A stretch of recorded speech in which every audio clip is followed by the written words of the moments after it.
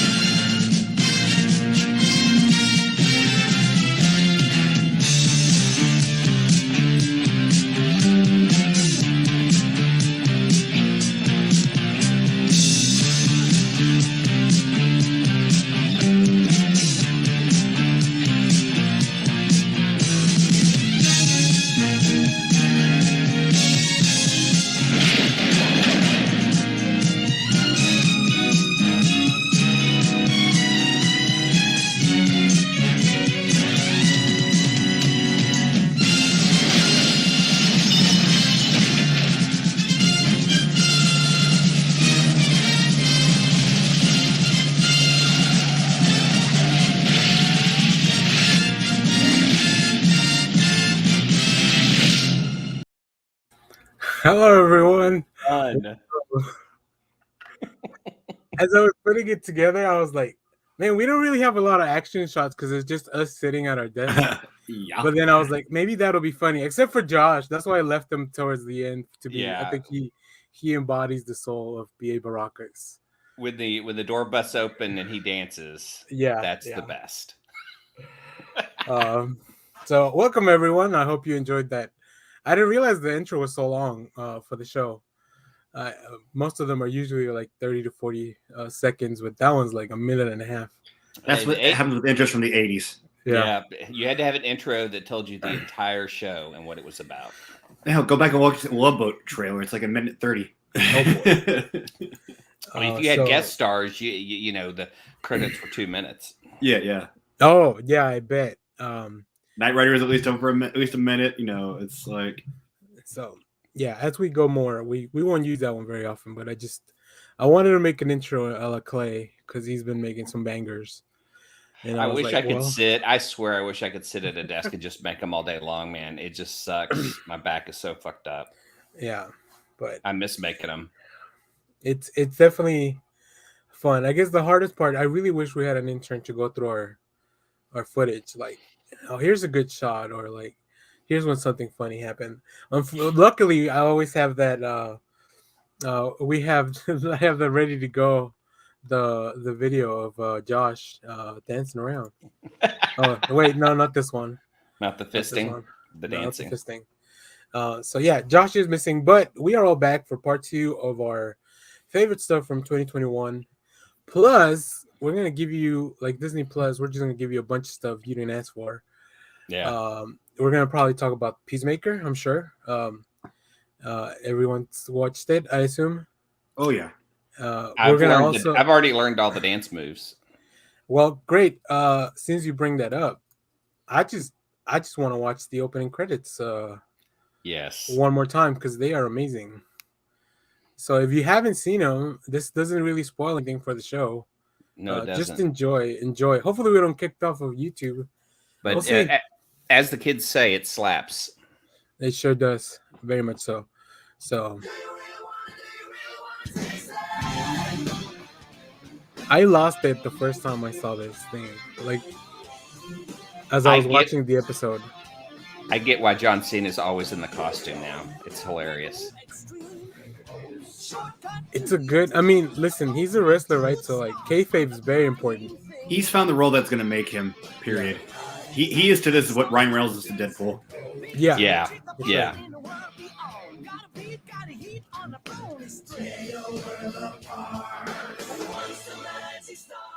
Plus, I mean, it's kind of goofy, but it's pretty dope looking outfit. Yeah. I love that the helmet's a beacon of freedom, and he traded it for a ride. Yeah. He also lost it to Jimmy Fallon this week. Oh, he did? Yeah. Oh, and his dad, Robert Patrick, man. Oh my god! Well, I didn't Perfect realize. casting. I didn't realize how much after watching the 3 episodes how much they're diving into the actual Charleston history. Oh yeah, I love this neighbor, dude. His neighbor, the janitor from the hospital. Everybody's in the credits. Yeah. Judo Well, Master. because all these characters are gonna have recurring roles. Yeah. Well, that was great. Eagerly. Well, yeah, but the guy that was the janitor is Ray from Schitt's Creek. Yeah. He was the realtor there. Yeah. So, if you haven't seen Peacemaker, Oh my god! I mean, Watch we can open with that. We can. Open I've with watched it Peacemaker twice. talk. So here's the. Oh, we have a comment. Oh, let me come on the chat. Oh shit! Yes, that song's been stuck in my head since they used it for the trailer. Yes.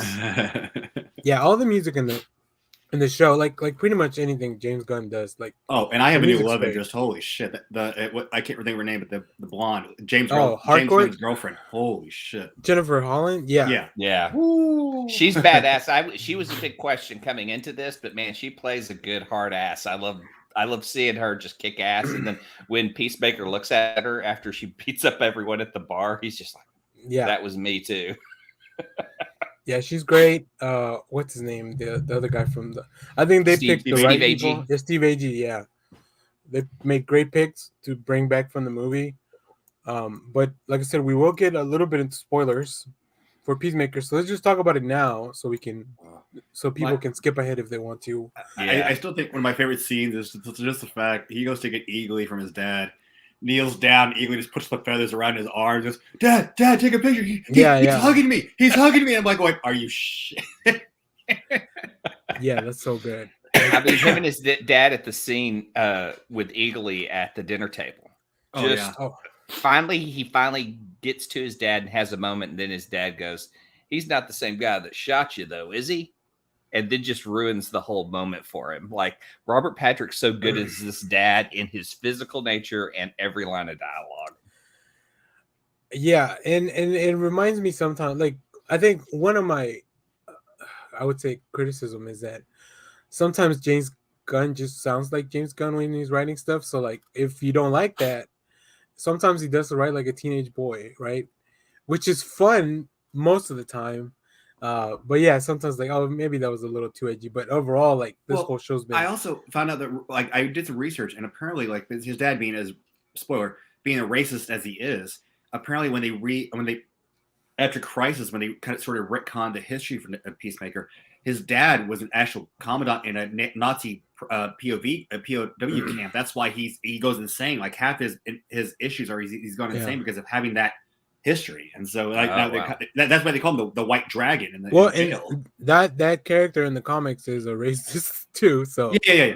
So that I'm interested to see how that'll play out, because I mean he'll eventually find out that they are the reason, the whole task force, like, they're the reason that he's the one that got arrested for, even though he could have changed it to anyone. And that was a good point by Murray. I was like, you could have changed it to anyone in the world, but you changed it to, like, one of our people that work here's dad. So speaking of parentage, Amanda Waller has a kid. Yeah. That's not something I saw coming. No, I didn't either, but it was neat to see how they tied that back to her. Yeah. I like what she's doing. Apparently she's big into nepotism, because she also hired her cousin to work in the one that hit her with the lamp. That was her cousin in the movie, and then now her daughter's working for this new task force. So man, like, yeah, I'm interested also to see how that goes. Like, will somebody find out and try to use that as leverage? Also, do you want to use leverage against Amanda Waller? No. So there's also Vigilante is amazing. Vigilante's amazing. He's borderline Deadpool, but they do enough to make you go, no, he's not that guy. But, like, he's not the Vigilante from the comics as much. But he's more fun. He's more James Gunn, and I'd rather have that than anything, because he makes the show that much more better. Mo better. Mm-hmm, mm-hmm. Yeah, I like him. He's a little extreme as well on the other side, but I mean, I think it's kind of like a caricature on what Peacemaker maybe looked at and how he's trying to change from that. So it's interesting to put him as best friends, as he calls them. Well, I mean, Peacemaker wants what he can't have. His dad, who is, for us old fucks, look at him as like the T-1000, and he's the racist T-1000 dad who's just like intimidating as hell. Just him looking at you is scary as hell. Yeah. The hair and everything. He's got that fucking Saiyan hair going on, just combed up. And he can always find the one weakness and just exploit it and just shit on you. I mean, and do it in such a way, man, that it makes Peacemaker crumble. And Vigilante is the opposite of that. Vigilante is everything. He wants to be his friend. He wants to be in his life and everything. But Peacemaker just doesn't want that level at first, and then realizes, this guy's not that bad. And they have a 3-way. So it's weird. Yeah, it'll be interesting to see where they go from here. We're almost at halfway through the season. I mean, there's only 8 episodes, and they give us 3. Yeah, so, I'm loving James Gunn doing TV. Yeah, me too. I mean, just do more superhero stuff. Whatever, for whatever company you want. Do some Valiant characters. Steve Agee describing what Batmite is to Peacemaker. I'd rather hang out with Batmite than you. Yeah. Cool. All right. Well, that's about all the Peacemaker talk, probably. Hey, Nanawe. I mean, we have the butterflies. We have the setup. Oh yeah. We had. Are those from anything? Like, are those aliens from anything that you guys know of, or? Okay. Not that I know. No. I'll be right back, folks. Okay. Well, I still want to talk more Peacemaker because Judo Master. A little fucking 4 foot. Just those two having the standoff and them talking, and he's. I want to put you in my pocket. You're so adorable. Big man now. He's just sitting there eating, watching after he just beat the shit out of him, and that was a great fight too. After he had set that up. Yeah. What up, G? Oh my god. But yeah, like it's interesting to see Peacemaker just fall apart and just start crying in the bed and just kind of I'm a dick. Yeah, like start punching his own injuries. Like he knows how awful he is. Yeah. And so now I'm curious, what does he think is better than that? Like, what is his? Because he has such a twisted idea from all the people he's around. I like when and now he's surrounded by cynics who hate him. I like when he's trying to get out of the hospital. He's talking to the gender, and he's like, "I'm Peacemaker. You're not a superhero." Goes, yeah, blah, blah, blah, blah. Oh, you're that racist motherfucker. You kill way less white people. I remember my Peacemaker introduction is John Burns back in the day in the 80s when he was doing him in. Was he in a Justice League book? No, I mean, well, the first time I ever found out about Peacemaker was in Crisis when they were trying to merge the 5 Earths, and it was basically like they had one of the task force taking on the Charleston heroes. It was Blue Beetle, Phantom Lady, Johnny Thunder, not Johnny Thunder. It was a Peter Cannon, okay. Judo Master, and then Captain Atom and stuff like that, and then they kind of merge them into the new world. So, Judo Master is not a character I ever thought that I would see on a live screen. No, true. I'll give you that. Live screen adaptation at all, because that's if it was going to happen, it would have been Arrow, just because of how. Yeah, but it's such a weird character. It's a tiny man in a little green outfit that's just an Asian guy who in this does karate. That's it. He's not supposed to be that. He's not supposed to be that small. That's my check. He's supposed to be normal like height, but they made him do like a little but it's funnier when John Cena gets his ass kicked by a little tiny guy. Oh yeah, because he made fun of he at the beginning of that episode he talks about little people and how they bother him. Yeah. I mean, this guy's really messed up. I don't know what his journey is other than be less of an asshole by the end of the series.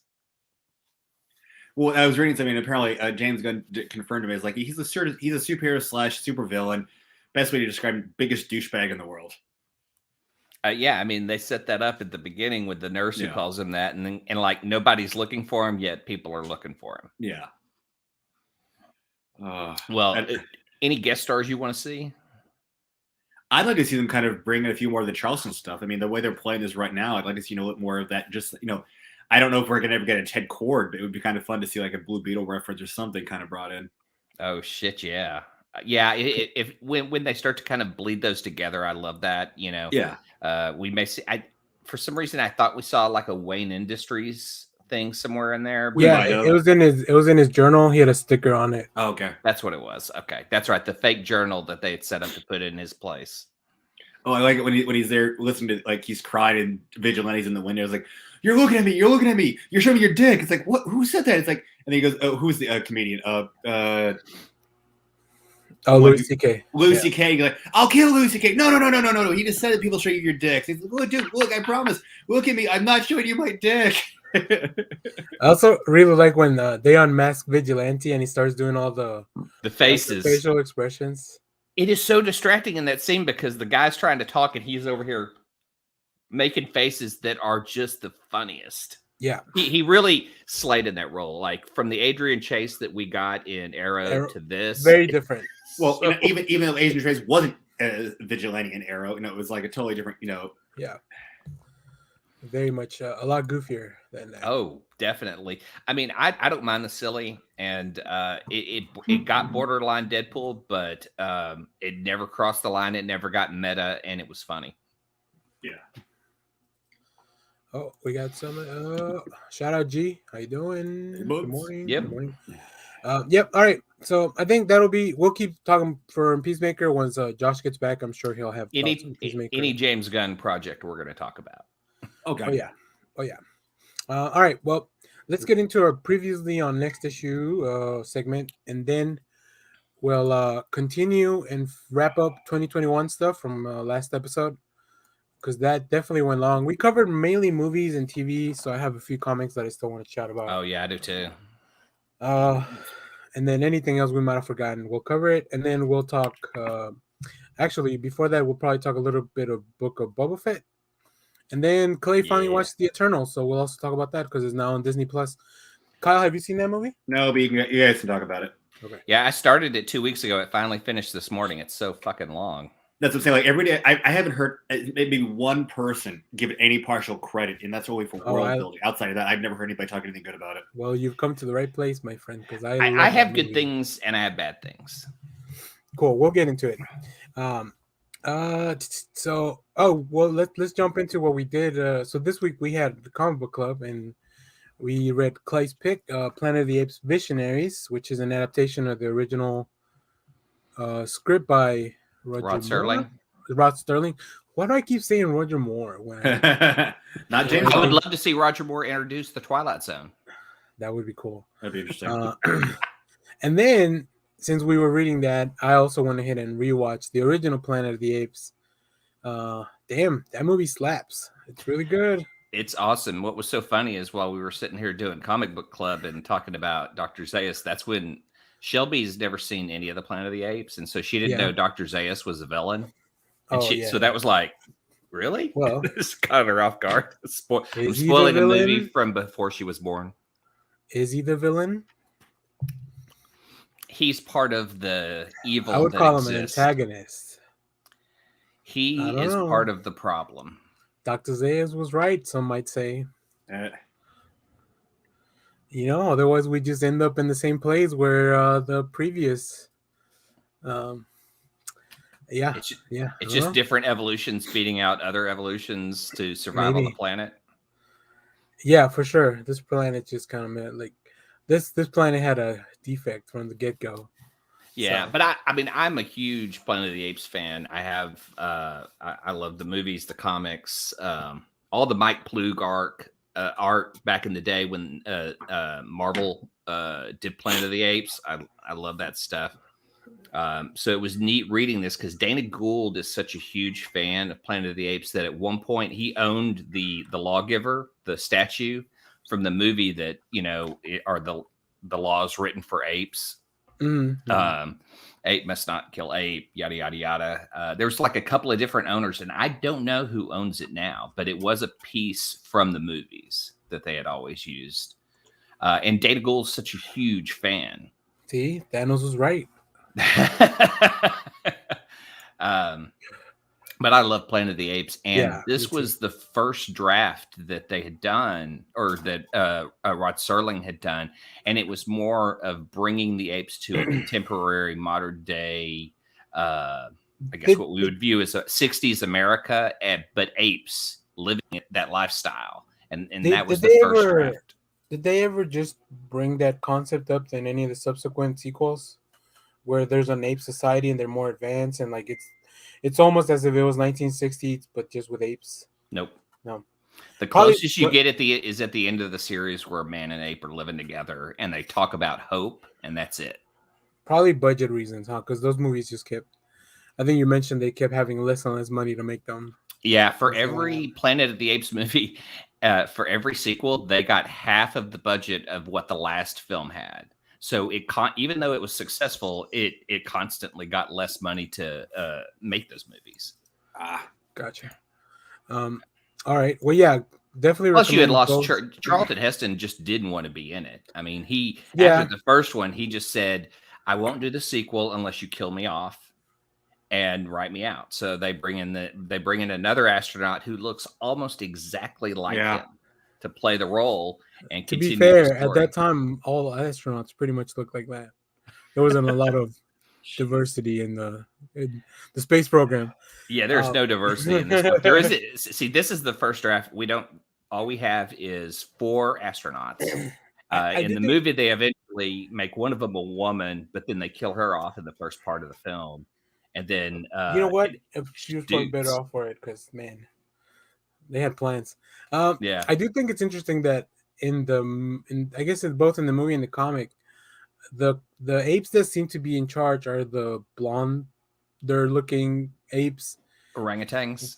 Yeah, which is still, I'm sure, still commentary on it, like society and everything. So I don't know, Rod Serling, like in Twilight Zone, like you got him pretty much from every angle about every. We heard a lot of things that he wanted to say. So I really like those movies. I really like this movie specifically. Book. And the book as well. Okay. Yeah. So, but since I was watching old stuff, I listened to my buddies. All right. Bless you. Yeah, thank you. I guess this one's not that old, but I rewatched Dread 2012. Kyle, have you seen that? Yeah. Or did you watch that? You mean the what's the movie? I always call it based on the Korean film. Crap. There's a Korean film that's basically everyone always say it was like a remake of, because you're doing the whole fighting through the tower. The Raid. Yeah. I always had a friend describe Dread 2012 as the Raid. That definitely checks out. Yeah. I like it. I like Dread a lot. Oh, that's great. Yeah. I'm sad that it never made as much money as it should have to get more made. It's one of the few ways I know that the actor because I also know the actor more for playing McCoy on the new the Kelvin universe Star Trek movies. He's great. Yeah, knowing that he can do an action film like that, it's like, okay, he's got a little bit of depth. He can go different directions. Yeah, Keith Urban's great. I mean, he's been in pretty much every nerd thing you could think of, Lord of the Rings, and now he's doing. Yeah, he's in Lord of the Rings. He's one of the elves, I believe. What, you mean the new one coming up? The series? No, the old stuff. In the original trilogy, Keith Urban's in it. Was he really? Yeah, I don't know his name because I don't know anybody's name in Lord of the Rings. Interesting. Okay, I have to look it up. But yeah, I'm sure the chat will let us know if they know. Also, he's in now he's in The Boys, which is coming back this summer. Which see the chat. What's the actor's name again? Because I look at Keith Urban. Keith Urban. Are you sure? Because now I got the musician Keith Urban. He's Elmer. Elmer? No. Elmer. Hold on. Keith Urban, really actor? No, I'm not gonna. I'm getting the. Well, I know he's in Lord of the Rings. He's Theoden's nephew. No, I believe you. I believe you. Hang on. Well, I'm just reading the chat. Carl Urban, not Keith Urban. Thank you. Okay. Keith Urban's a country singer. That's why I was like, married to Nicole Kidman. Wait a minute. I just read it like, this is bad. I'm like, what the heck? Great. Okay. You know what? If Keith Urban was in Lord of the Rings, that would be surprising. That would be. That would surprise me more than Carl Urban. Oh, Lord. They're both from New Zealand, though. It looks like it. Oh, maybe that's a last name thing. Possibly. What else? Eamer. Okay. Yeah, I read a bunch of comics this week. Yeah, for sure, easy mistake to make with the case and the Urbans. Yeah, that's just funny. I was like, this doesn't look like the same guy. But I also read some comics this week. Let's see what I read. I already know what I read that you already read. Daredevil Woman Without Fear #1. I read that. That was very good. Thought that was pretty good. Yeah, I like that. I mean, it's just a 3-issue story, but I think Chip Zdarsky's just. I really like what he's doing with Daredevil, and I really enjoy that Marvel's also just kind of like, let's make Elektra shine a little bit. Yeah. You know, she has that anthology book as well. She's been Daredevil in the comics for a little while now. So it's a good time to be Elektra fans. I think. I mean, unless you don't want to see her as Daredevil, then probably that's not a good thing. I have no problem with it. Like, again, we're in a world where both DC and Marvel have multiple of the same character now, so it's like, what? It's who cares? Listen, don't get me started on the Spider-Mans. What's wrong with Spider-Man? Oh no, just that there's so many. Oh, okay, I was about to say. Spider-Man's cool. Did you read the Justice League versus Legion of Superheroes? Yep. Kyle, that was really not enough to really go on it. I thought it was awesome the fact, you like it. The only thing that turns me away, not turns me away, it's a little distracting. Yeah, it's just the new lineup of the Legion. Even though it's all the old characters, it's just they're all new characters of it. The one thing that kind of like in this book that made it a little tough to read was there's so many people in it. I know. There's like 20 characters that are all go back and read Final Crisis, Legion of Three Worlds. It's George Perez, and I think not Mark Waid. It's George Perez and Kurt Busiek? Yeah, Kurt Busiek. Yeah. And you want to talk about plenty of multiple characters. That one puts it again, but it also shows the art style of what George Perez can do. But it's an awesome book. But even they're all sort of based on the same character, even though they're different versions. This one is because of, we're getting let's say we're getting like Superman, we're in a DC universe now where we're getting like multiverse, where we're getting a black Superman or a female Flash. They're changing the characters so much that it's kind of hard to relate to the Legion as I used to know them, if that makes any sense. So yeah, I think the problem was that you just have them all like there's a page that has like 20 people in it, and they're all saying something, and then you also have characters that hadn't been introduced, so they also have to add the little like bubble. Like, this is who this is, and all that stuff. Well, and you think when they're going to go back in time, it's only going to be like maybe 3 or 4 members of the Legion. No, it's the whole damn team. I mean, you're in the Hall of Justice. It's the Justice League with all, and then they all disappeared. It's like, oh, and how's this going to? Where's this going? Even then, one of the members of the league, they're powerless to replicate. So like then this like 3 of them that is just one member of the Legion. Yeah.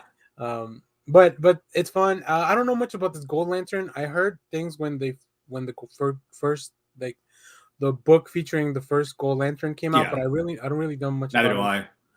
So I'll be interested to keep reading. Unfortunately, I've been turned off on the Green Lantern stuff for the last year or two. I just haven't really been into it, so I just haven't really been keeping up with much of it. After Morrison finished, I just when they. I tried reading the first issue with the corpse, and they lose their power. Oh, yeah. And then prior to that, John, it was Hal Jordan. He sort of, went rogue and killed again, and became I don't know. It wasn't the Green Lantern stuff that I knew and liked. Yeah, there's been a bunch. Yeah.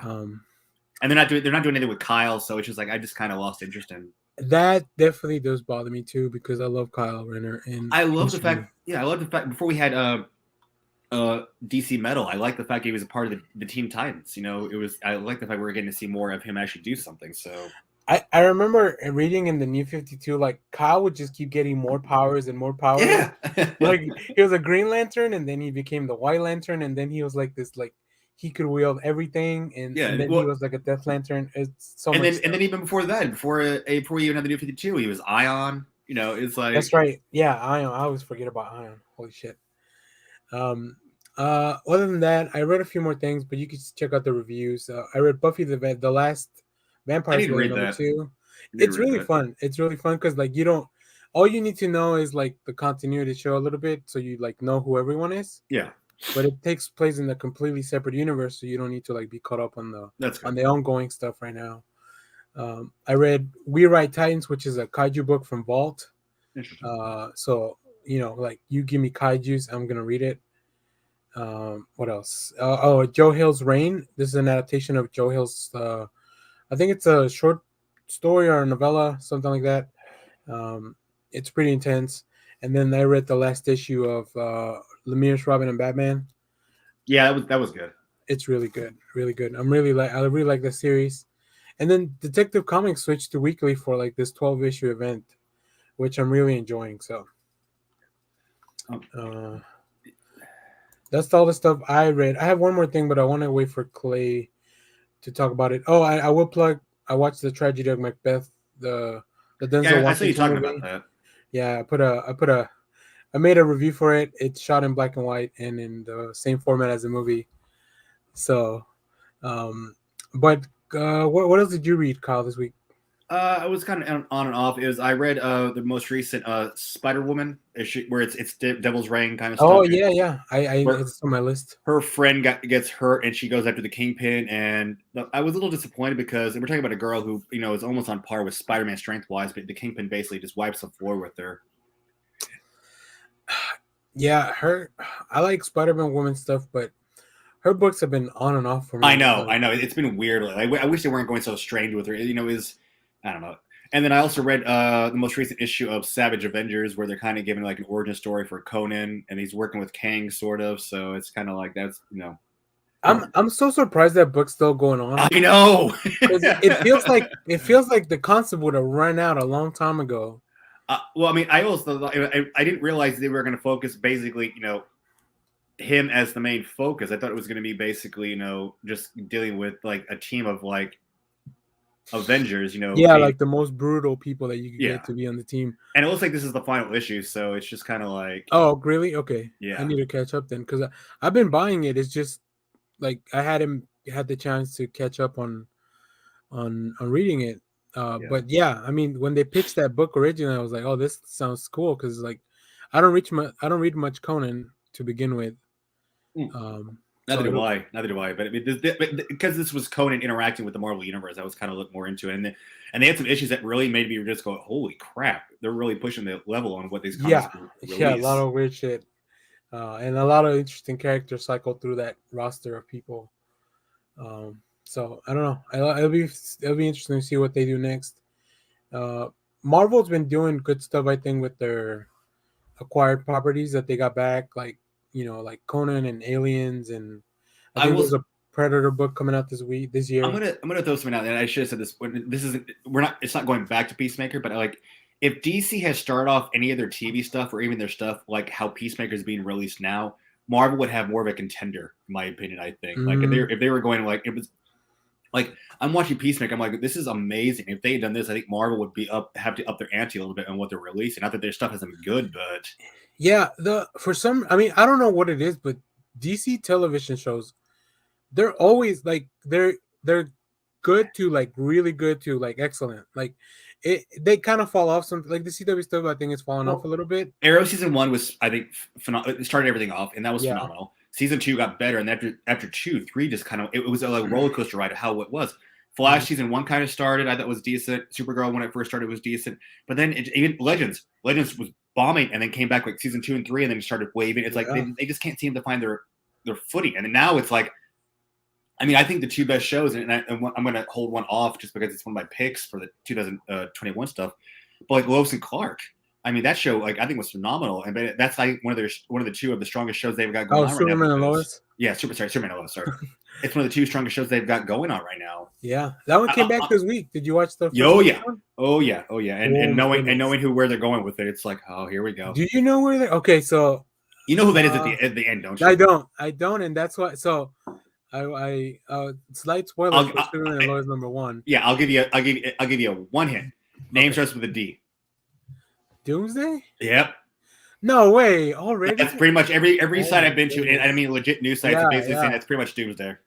It seemed like a very small armor. But and we don't. But again, and this is the weird part, because I'm kind of curious because we've already had Doomsday done in live action. If you watched Krypton season 2, Doomsday was brought in and used as an actual character in that show. Doomsday was in Smallville. Oh yeah, but I think Krypton did it better. Yeah, I mean, I like every iteration of Doomsday. Yeah, and I just feel like, man, okay. I also like the other plot that they have going on with the military having their own Superman. I just wonder how this. I mean, are these people affected by the Kryptonian? Yeah, how are they? Or are they? Yeah. Well, no. In this here you go. You heard the news. Deagle's going to be in a new show called JU. Yeah. He's going to be training the new wave of heroes. He's going to be basically, he's going to be Professor X to an extent. Yeah, that's really, really interesting. But yeah, it was a really good first episode. Yeah. I just love, even the stuff with the kids is not annoying, like no normal CW stuff. It's not a normal CW show because, I mean, I guess Tyler Hulshin is sort of still younger, but the one who plays Lois is definitely older than he is. And but she's been around for a while. She's from Grimm. Grimm, that's right. Yeah. And it's basically that, okay, look at all the shows. I mean, I don't care how I'm going to name all the shows. Legends, Flash, Arrow. They were all shows based on, and not saying that Tyler isn't a pretty person, but all pretty people that were based on this sort of it has to be young, kind of pretty actors. Yeah. I mean, that's a CW. Yeah. But Superman and Lois is different. They have such a mixed crowd that it really isn't feeling like a typical CW show. Right. Yeah, and the it's what happens when pretty people have kids, and they just happen to have superpowers. That's what CW is. Yeah, but both of the kids are really I like them both too. I do hope what's the name of not Jonathan? What's the name of the Jordan? Yeah, I hope I guess Jordan is the one with powers. Yeah, I hope Jonathan gets powers eventually because I think he should. It'll be fun. It'll be interesting to see him. But yeah. So, and I don't know if you guys watched Naomi debut. I watched a little bit of it. I didn't. I haven't watched it yet. Did Ava DuVernay direct the first episode? She's producing it. I don't think she directed the first episode. Okay. I read. So my one thing about the show is I don't know how many episodes they're gonna get this season because the comic. Her own comic has only been 6 issues long. That was season 1. It's coming back for Naomi. Well, she's also in Justice League too. Yeah, but I don't think they're gonna go into any of that stuff because I did read as I was gonna do a video review and I'll probably still do it for the channel. But the Superman from that Earth is not Tyler Hoechlin. No, yeah, it's not the same CW Superman. Did they actually show him? Was it that I kind of? They showed. Yeah, well, you saw something that looked like Superman, but you don't There was no close up or anything. See, all I did, she was passing out and she saw a street go by in the sky, and that's where I kind of stopped. Yeah, but her story is very interesting. I really like the comic. I think the comic was very well done. Is it Bendis? Yeah, Bendis and the actress has already said don't expect any crossover in this season. I don't think so either. Yeah. I think it's going to be very isolated, and it's good because she has an interesting story. But I just don't know how long the season's going to be. Being that there's only 6 issues of comic to adapt. They'll do it. I mean, like I said, I only said because we got more than 6 issues of another show. It's going to be one of my picks for 2021, but Yeah. All right. The last, Clay, you missed Dread Talk. We're talking Carl Urban and Keith Urban. Yeah. Homeboy thought Carl Urban was Keith Urban. I'm like, wait, that's not the same guy. Judge Dredd singing country music. Exactly. But yeah, and I did say one thing to talk about that I watched. It's a movie called Sorcerer by the director of The Exorcist. What's his name? William Friedkin. Oh yeah. It's a movie about these 4 dudes have to transport this dynamite from one place through the jungle of Colombia, I think. Colombia or Venezuela, one of those countries. Yeah. But it stars Roy Schneider from Jaws. Yeah. Yeah. Yeah, it's really good movie. It's really interesting. It's based on a book called Wages of Fear. And yeah, I watched it for my buddy does a podcast where they talk about sequels and reboots and stuff like that. And this is kind of qualifies for that. So if you haven't seen that, 1968, The Wages of Fear, not The Wages of Fear, Sorcerer. It's really good. And then it also made me look into the director to see what else he's done outside of Exorcist. So I got a few more movies that I want to watch from his stuff. What's in your to watch list? Here, let me see. I was pulling up the list. There's a movie called The Hunted with I think it's Tommy Lee Jones and Benicio del Toro. Interesting. I haven't seen that. And he also did an episode of The Twilight Zone, so I want to go check that out. The one called Nightcrawlers. And The Brinks Job, I think. It's like a heist movie, I believe. I don't know. These are older movies, so I don't know much about them. I just kind of see the I see the synopsis and that looks cool. Yeah. But this heist movie or this Brinks Job movie, it stars Peter Boyle, who was the dad on Everybody Loves Raymond. Okay, yeah. And he was also Popeye Doyle back then, so he was seen a lot differently. Well, he was also Frankenstein and Young I can't think Frankenstein. of the director. Yeah, young. Thank you. Yeah, but this movie has a character. I mean, one of the characters is J. Edgar Hoover, who was head of the FBI. So like, this is probably something that's interesting because it looks like it's based on a real life story of when Brinks got robbed in Boston back in the 50s. So, yeah, I'm just trying to expand my movie horizon. Oh, look at you getting out of the 90s now. That's right. Yeah, I mean, I think I watched all the 90s movies that are fit to watch because there was definitely a lot of garbage in the 90s. Oh, shit. I think there's more garbage in the aughts than there was in the 90s. Yeah, for sure. I think as movies become more easily accessible to make, I think, and more easily accessible to distribute, like we get more stuff. I don't want to say it's garbage because, people are working hard on these films, but they're not. Sometimes they're garbage, though. Yeah, sometimes. All right, Kyle, we talked a little bit of comics. Did you have anything else you watched or read this week? Yeah, Superman and Lois. Yeah, nothing really extra this week. Okay. All right, we'll move on. I did watch the latest auto show, or what's it called? The show with American Auto. American Auto. It's good still show. Pretty good. Yeah, I like it. I'm gonna give it time. That guy did so well. I tried. I'm still not into it. Superstore took a little bit for the characters to develop. I think I really like the CEO. It's just in an office setting that is different, the corporate world. I definitely don't compare it to The Office because I don't think that's the. I know NBC wants me to compare it to The Office because I've seen their commercials. Like critics say this is the next Office. Like, no, it's. I don't think it is, but it's fun enough. But the CEO is really funny. Anna Gasteyer. Anna Gasteyer, yeah, she used to be on SNL. She's so funny. How do you not know her from one of the most memorable SNL sketches of all time? I just don't know her name. You got to watch SNL first. I watched a lot of SNL. I need to watch. She did the sweaty balls. Yeah. Wow. Okay. I've seen that sketch. I've seen that sketch. All right, Clay. Then we'll just move on to you before we get on to Bobo Talk. I revisited some garbage from the 90s. There we go. All right. I watched not Stephen King's Lawnmower Man, but The Lawnmower Man, because they removed the Stephen King from the title. I read a lot about this because the movie is just weird. I saw this in a theater when it came out back in the day, and so it's like I wanted to revisit it and see, is this as bad as I remember it? And it pretty much is. But it's the weirdest transition from the first movie to the sequel, because the movie did make money, but Stephen King sued to have his name removed because it's nothing like the book. The book is actually about a guy who hires someone to come mow his lawn, and there's some demonic element to it, like he's a worshiper of Pan and he eats the grass.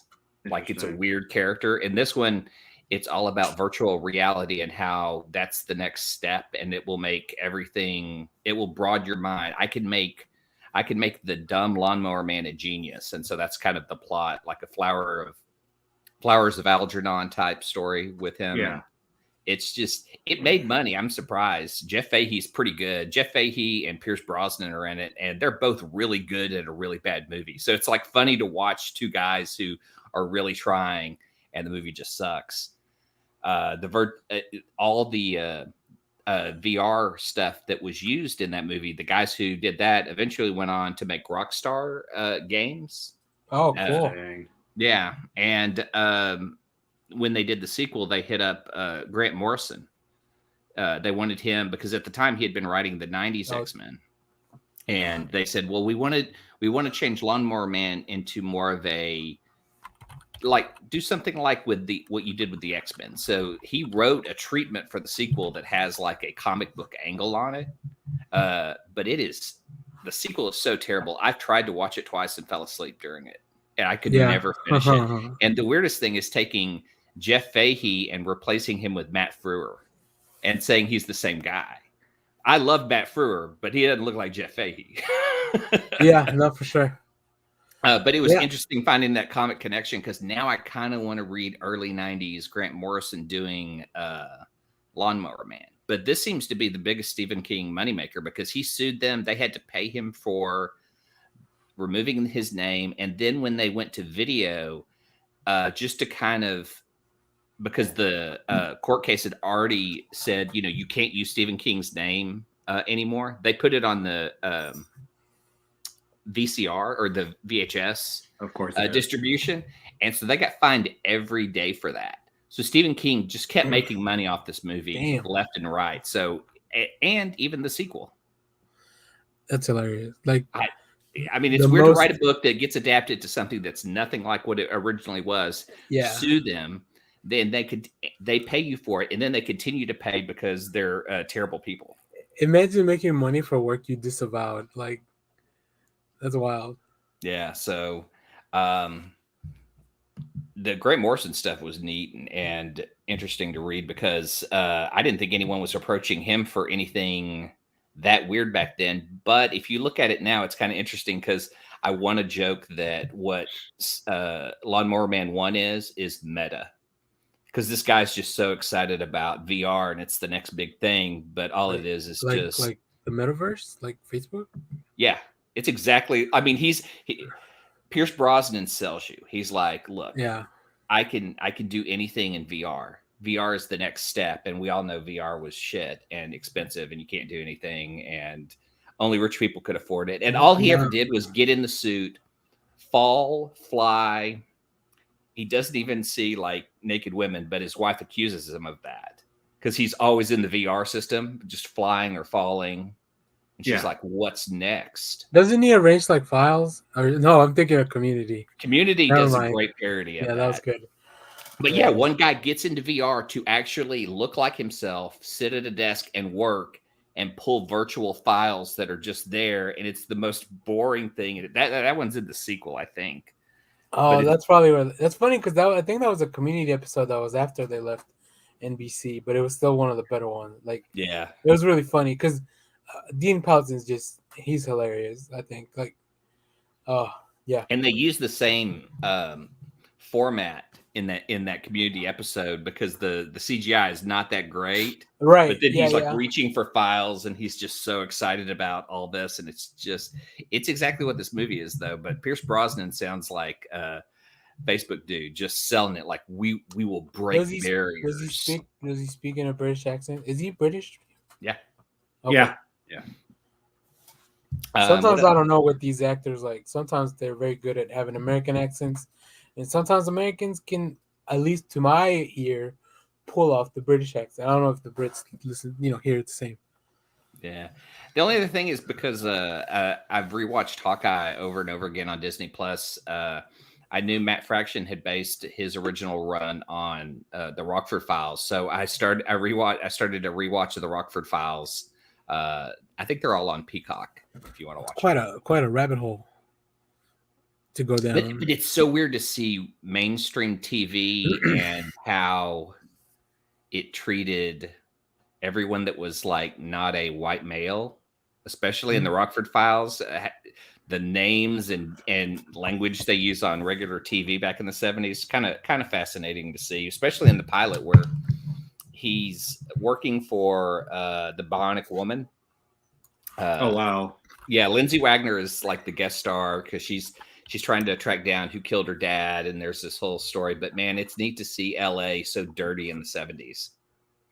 Yep, it's like watching what was the last Quentin Tarantino film?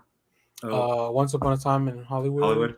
Yeah, it's just neat seeing like a dirty LA like that. I don't know why.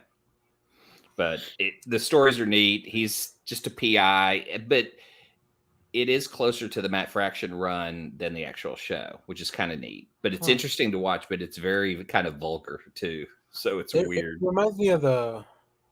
Well, I mean, it sounds to me like the Reckless book. Yeah, Ed Brubaker. Brubaker and Phillips, yeah. Yeah, if anyone's doing anything close to the Rockford Files, that's what Brubaker and Sean Phillips are doing. Oh, great. Well, good. I guess maybe I should watch the Rockford Files. I might like it because I like. I would be surprised to get your take seeing a show and how they treated people back then, especially how he treats Lindsay Wagner as like this female. Yeah, I don't know. It's odd. What do you mean? They weren't cool? I don't know. He gets into a fight with one guy, and he starts, going, I've beaten animals like you before. You're just always compensating for something because you're queer. As long as he doesn't yell you're at like, anyone. whoa. Oh, man.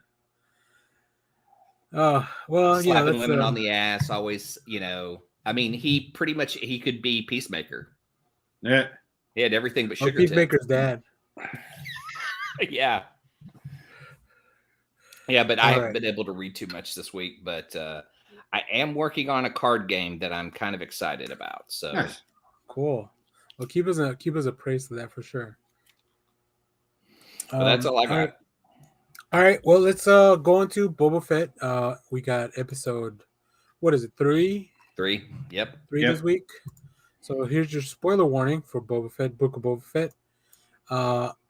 Man, I am having so much fun with this show. Yeah, me too.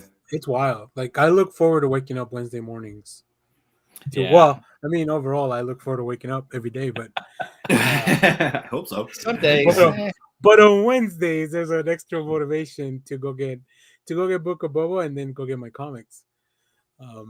So yeah, I love it. I love the new gang that he has acquired. I love the Gamorrean guards. Yeah. Do they have names yet? Good. Not that I know of, no. No, I don't think so. But what did you guys? So we got a visit from the twins again. It looks like they also feel like they've been played, so they're gonna leave them a Rancor. Yeah, that was cool. Yeah. And Danny Trejo is the Rancor trainer. Danny Trejo showed up because, of course, it's a Robert Rodriguez project. He's got to show up. Yeah, that was great to see the Rancor, like the ambush by Black Corinthian in the back to tank. It feels like he should have like a guard outside or something. Well, I'm beginning to wonder, did the Sarlacc pit poison him? Is that why he's always in the back to tank? I don't know. That's what I'm kind of figuring out, because like apparently the thing is supposed to heal your injuries, but like I guess I don't know why he has to keep doing it. Maybe the Sarlacc pit has a poison that's like a long, killing poison that he just has to constantly be in that or he'll die. Oh, that's interesting. I didn't even think about that. I just figure like, he's getting older, like, so he needs to look. If I could get in a back to tank and feel way better in the morning every night. No shit. I crawled my broken ass up to try to watch Boba Fett, and I'm watching Ming Na, who's 58, kicking ass, and my 50-year-old ass is like, I can barely stand. Well, she's got cyborg parts. That's true. Give me cyborg I would trade anything for some cyber parts right now. I want the Ultron. I thought she was only like 50. That just proves Asians don't age. Holy crap. He's 58. Holy shit. Kicking ass. And then the chasing and the gang, like, first of all, sorry, I can't overlook fucking Stephen Root showed up.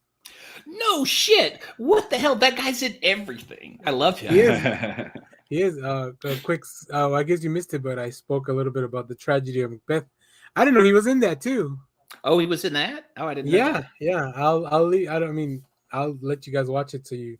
But the character that he played, I guess, was perfect. I didn't really remember that character from the only time I really have anything to do with Macbeth was when The Simpsons adapted their story to it, or when they did a story for Macbeth. I really recommend Station 11, the show on HBO, because it has a lot of Shakespearean overtones, and they use Macbeth to help tell the story a lot. Oh, okay. Yeah, I might check it out now that I have the story fresh in my head. But yeah, and then so we get Stephen Root as this like uh moisture farmer that's got price gouging the people. Oh yeah. Man. And yeah, these cyborgs like they don't want to pay. I get it. Look, it's a tough out there for everyone right now. So like, yeah, Stuff I'm out gonna here side for a with. sand person. Yeah, I'm not gonna feel. Oh man, I'm not gonna feel bad for this this dude that's price gouging people. Right, I'm gonna side with the cyborgs. So I'm glad Boba Fett sees it that way too. I just love all the Tusken Raider stuff. I love learning more about their culture, the people, him They still joining haven't done them. one thing, and I get it. Maybe I will get some articles somebody posted about like maybe they've done in the comic books, but I want to know what they fucking look like under the goddamn mask.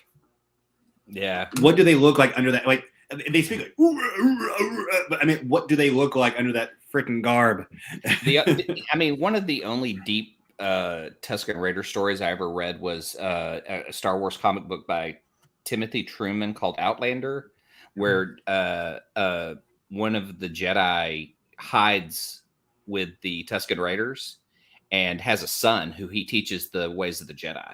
So there's like two Tuskens that carry lightsabers and know the Jedi way. It's one of my favorite. It's Outlander. It's pre Disney stuff. So it's what is their Legends? Yeah. Timothy Truman. I cannot remember the title of the run. If it was just a Star Wars tale or what. What would be better, a gaffy stick that's also a lightsaber, or dual wielding a lightsaber and a gaffy stick? Oh Lord, dual wielding. Yeah, I think so. Because then, if it was a lightsaber, it might have to be like, well, it could be like a big stick, like Ray's. I don't know. Let us know in the chat. What would you rather have, a dual combined gaffy stick / lightsaber, or just have one of each? Now remember, to get your gaffy stick, you have to go through the process. You have to go find your own stick. You have to go through the journey. You got to snort a lizard. You got to snort a lizard. That was wild. I love all the mythology that they're adding this. I know. To the Tuskens. Thanks for joining us, G. Have a good breakfast. Yeah. I like that. I like I said, then we get to this chase, and I like to see. I enjoy seeing more color in Tatooine, other than sand and sand overtones. Yeah, like the little scooters that they had. It felt very Italian job to me. I saw people shitting on that, and I was like that. They're like, this is from someone who doesn't know who George Lucas is, and I'm like, you're a guy on the internet. You don't even know who George Lucas is. Also, it was just they were so mad about it. I think the only reason George Lucas didn't do crazier shit in the 70s with the original movies is because either the technology wasn't there or he didn't have the money for it. Right. Like all the above. Yeah. I mean, he filmed stuff that he took out because he didn't have what he wanted and then replaced it years later. So when you own your own shit, you can do what you want. Yeah. Yeah. When you invent your own technology, too. But other than the Tuskens, I love seeing the speeder bikes. I love seeing all the modifications and the different looks of that. It's weird how much the Tusken Raiders don't protect their banthas at all. I know. Seems to be a major source of transportation, but they're just there. Come on, they use it as bait for the dragon in The Mandalorian. I mean, season 2. That was so goddamn awesome. Yeah, so I know Boba Fett isn't getting the same numbers as the Mandalorian, based on what I've read, but I still think it's just as entertaining. I agree. I think it's really good. I think these shows are great because they're short enough that you don't have to like both time wise and episode wise. Like it's only a little bit of a story. Like it's not like a whole saga. You don't have to like get super into it if you don't really want to, or you can actually if it's not your thing, you can skip it and wait till the next thing comes out. Yeah, and you're not gonna miss out on much, right? Yeah.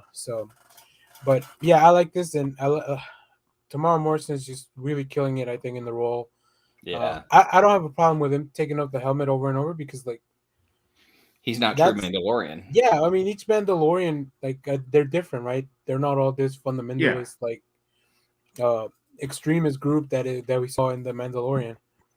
So I'm excited to see what's next. I definitely know he will ride that fucking Rancor. That's gonna be cool. Yeah, because you don't just throw that out there. No. I do want to see who else does he enlist to his group, because it looks like throughout these 3 episodes he's kind of been growing his little empire, right? Yeah, his gang. Hiring young, ambitious individuals. So we'll see. Gamorreans. Yeah, he just anybody that looking for work. I feel like Jennifer Beals is going to play more into it, because you don't get a big name like that and put her in Twi'lek makeup and then have her for one episode. No, I think she will be. I don't know if she's in it with the Pikes, or she'll be somebody that eventually helps Boba Fett. Yeah, like she's so we'll see. And I also don't I don't have a lot of history with the Pikes, so we'll see what they do. We know they're the drug runners in the galaxy. Yeah. So, all right, cool. Well, let's move on to our main topic, where we're gonna continue to wrap best up of our best of last year talk, and then we'll get into Eternals if we have time, which we should. So we already touched on a bunch of things. I don't know. I highlighted some. I'm looking at my notes here. I don't remember if I talked about a few things, but I think as far as movies, look, I'll just say this: I haven't made a list for last year because I don't know. I haven't had time, but Zack Snyder's Justice League is going to be close to the top. It was like, I know, but it was. It was better, but it's not a top film for me from last year. It was just it was really more of like the whole like, oh, this is something that I don't think we'll ever get a movie made like this ever again, because there's too many things that happen, both unfortunate and then just kind of like, all right, I guess it's really a series of unfortunate events that led to this movie being made the way it was. It was Zack Snyder trying to be too serious. Yeah. So, and that's, I mean, like I said, if DC had started off doing their stuff like Peacemaker is being right now, they would be a contender for Marvel. But they went too serious. Yeah, they have a tone. They can never figure out their tone in a film. Yeah, that's the problem. Is whoever's making it has an idea, and then it seems like Warner Brothers gets involved, and the movie's all over the place. No, they're right. I think Justice League had potential. It's just it wasn't the right, as you said, the tone of what people want the Justice League to be. Yeah, Zack Snyder's tone is not a Joss Whedon tone. No, or not even that. It's not a. Yeah, Josh, you're right. Josh Whedon, or even a James Gunn tone. Oh yeah, yeah. If they had that kind of tone in the DC universe, imagine DC universe having the tone of like a Guardians, kind of a light, fun. It would depend on the characters, so I don't think every DC I think I'm not saying it had to be James Gunn, but I think you could have had a Justice League film with the same tone as Guardians. But Guardians 2 got a little bit more darker, and even though it still had the same James Gunn appeal, I think you could still kind of do a Justice League film with that kind of tone. I think the DC property that really nails the tone I like for the Justice League is the animated series. No, yeah, it's perfect. It's both serious and fun. I think you can do, but I think that's the way it has to be, because I think the characters, overall, the characters that you have in the roster, they balance that out, right? You have Batman and Martian Manhunter, who are more serious. You have the Flash, who's a lot goofier. And depending on what lantern you throw in, I was gonna say, depending on which lantern. But that's the beauty of it. You can pick any lantern. You can have multiple lanterns. Guy Gardner. You have Wonder Woman, and you have the biggest problem with, and not knocking on Cavill, but they didn't let Superman. Superman is supposed to be a beacon of hope, and he was not that. He was not fully that for Man of Steel. I think that was a trajectory, though, because in Man of Steel he was like 6 months old. He was rookie Superman. It doesn't matter. By the time they had Batman v Superman, he should have been a beacon of hope, and he was but that was also 6 months later, because like that. That was 2 years later. It was 2 years later. It was 2 years after from Man of Steel. It was 8 months, I believe. They said 2 years in the movie. It's 2 years after from what that happened. I'll have to go back and check, but I know he hadn't been Superman for a long time, especially when all these people they keep arguing, is he a good guy or a bad guy? Yeah, but even when John Byrne wrote his 6 issues of Man of Steel comic book, when they retconned the Crisis, there were still people who didn't fully trust him, but he still became the Superman that we know and wanted to be. I mean, he was never a downer, but I'm pretty sure as he was becoming, people were still kind of trying to figure out who is this character, and he still played that beacon of hope. Like, he was never very hopeful in those.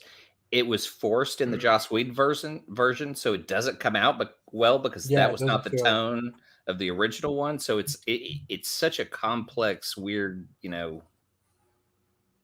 that we get from it.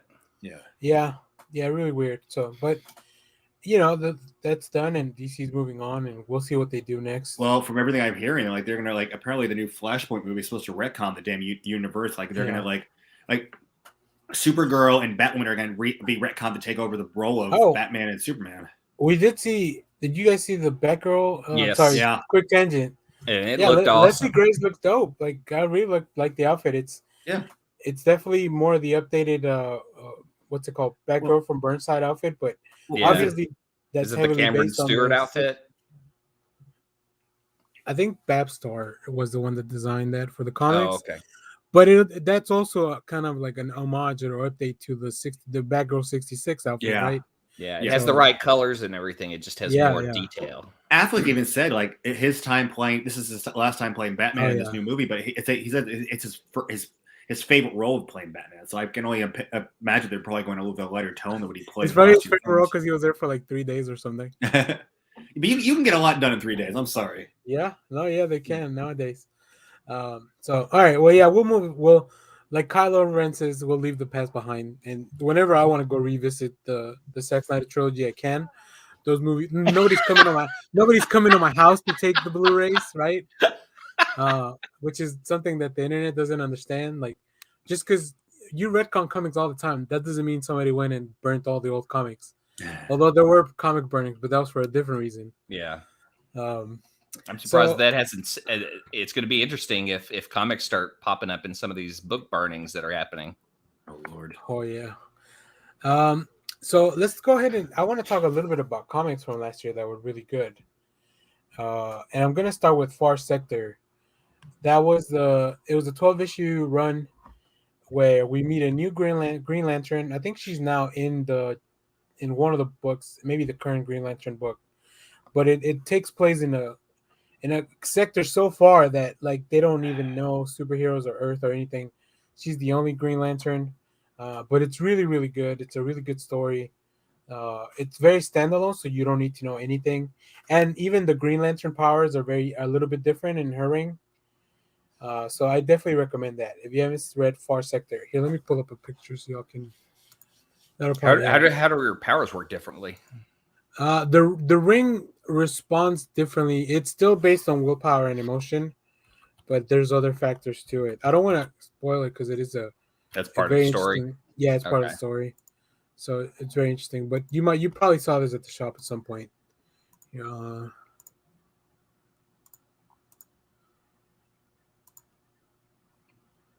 Oh yeah, that's a great cover. Oh yeah, the art's beautiful. Let's see who worked on this. Oh yeah, Jamal Campbell, who's also worked on Naomi, and then N.K. Jemisin wrote this book. And yeah, it's the New Lantern. Joe, she's got it's kind of almost like it starts off like a Law and Order thing because she has to go to this world where there hasn't been a murder in 5 years because their rulers removed all emotions from their people. Oh wow. Yeah, it's such a wild premise, but can we do that here? Really good. Well, Clay, you may want to read the book before you start. Well, as long as I have the power to pick those people, then it's fair. Absolute power corrupts absolutely, sir. That's what I've heard. All right, do you guys have? We could just ping pong back and forth with comics. Okay, I mean, I can jump in with The Me You Love in the Dark by Scotty Young and Jorge Corona. I mean, Scotty Young has just kind of been a great artist who's turned into a great writer who's creating great stories and mythologies. And I know he has I Hate Fairyland and what was the book he did before this? I think Middle West. This is the same team as Middle West, if I'm not mistaken. Yeah, the guy's writing great stuff, and the art always complements the story, and that was one of my favorite books this year. Yep. Yeah, I had a chance to read this a little bit before it came out, and it was fun. So now I want to go finish it. I believe it's done now, right? Yeah, it's done. Yeah, there's only 5 issues, so I'll definitely check this out. Great. Kyle, do you have any comics from last year you want to talk about? Yeah, I got a couple. One was Star Trek year. Well, it's been going on since like 2020, but Star Trek Year 5. I've been continuing to read that one, and I thought it was a fun book because it was the final year of before they would kind of go and retrofit the Enterprise, start with the motion picture, and the book that kind of it explains it. It kind of shows what everyone's going to be doing. Kirk going on to become an admiral, Spock going off to go train and do more of his studies on Vulcan. And in midway through the series, they did a kind of 2-issue crossover where they were kind of showing the retrofit of what the new ships were going to look like in the new uniform. So it was just kind of fun to see. But we only got 3 seasons of the original series, so this being the last year of how the book, yeah. Oh wow, that's a great cover. That is nice cover. Is this this just continues the seasons from the TV show? Yeah, well, I don't know if you ever get year 4, but they did. This is just the 5th year. This was the final year of their 5-year mission. Okay. Oh, okay, okay.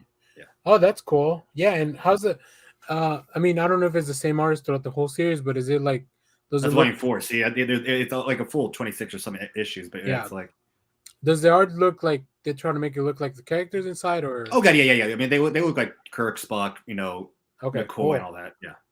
Yeah, I like sometimes in adaptations like this. Oh, Jackson Lansing wrote some of it. Cool. Yeah, this looks great. I might have to check this out. I'm not a big Star Trek fan, but I do like. I'm not the biggest original series fan, but like, I like the movies, and it was just kind of fun to see what they were doing that last year. Before because they would go into I think a year, almost a 2-year retrofit when they upgraded the Enterprise. Because the Enterprise, the one apparently I was reading, doing their history, and apparently that version of Enterprise that was from the original series had been in freaking. At least it had been what am I trying to say? Had been in active duty for like almost 20 years because there was one captain before Pike, and then Pike took it over for almost like 10 years, and then Kirk took over. And then when Kirk took over, it was a 5-year mission. He'd become admiral of the Starfleet Affairs and come back and get when they went to go take care of V'ger. And apparently there's like a 5 to 7 year jump between the motion picture and Wrath of Khan, because in there was actually he became captain again. It was another 5-year mission. When they would go for the pajamas into the red, suited outfit that they went in Wrath of Khan, and he becomes an admiral again, but he becomes admiral of Starfleet Academy, and so it was just going back and looking at how much time actually passed, like going back at seeing how much time passed between the motion picture and Undiscovered Country. It's like, oh my god, this is almost like a 15-year journey. It's like it wasn't just like 1 year after another. Damn, that's pretty wild. That's yeah. Well, I mean, going back and just look at the history and look from when the first issue of Next Generation happened to the very last movie with Nemesis, and that's even like a 20-year journey too. It's just like, damn. Cool. Yeah, that's something to check out. Yeah, the comics are always hit and miss with me on Star Trek. It just depends on who's doing them, who's drawing them. I will still say the Kelvin Star Trek crossover Green Lantern is still two of my favorite reads. Those are just fun. I'm kind of excited. This Mirror War that I see that's out looks great, but I want to wait till it's finished and maybe get some cues from fans before I pick it up. But I think I may just pick that one up outright without even. When is it coming out soon? No, it's out in issues right now called Mirror War, and and it looks like it's the. Who's publishing this? IDW? Yeah. Oh, that's why. Okay. I was trying to figure out how come nobody sent that over to us, but yeah, IDW doesn't like us. Yeah. Well, then we won't talk about their Star Trek. No, we can. But the Mirror Universe War looks pretty cool because it looks like the evil versions of every universe fighting everyone in the Star Trek universe. Cool. Another book I want to touch on, The Other History of the DC Universe. Man, this book was so much fun out of nowhere, and I love the characters that it touches on. So we go back to the series here. So the whole premise of this thing is like it's the same DC moments from the big big events, but they're from the point of view of like as they mentioned it here, traditionally disenfranchised groups. So like as you can see, the characters that are on the covers, minority almost, minorities, and we have LGBTQ plus. We have who's in the cover of 4? It's The Question. It's Renee Montoya. Okay.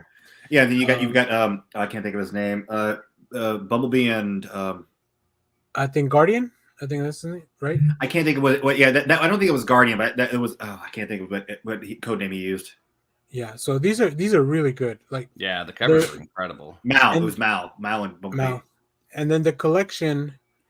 I think the book looks really cool.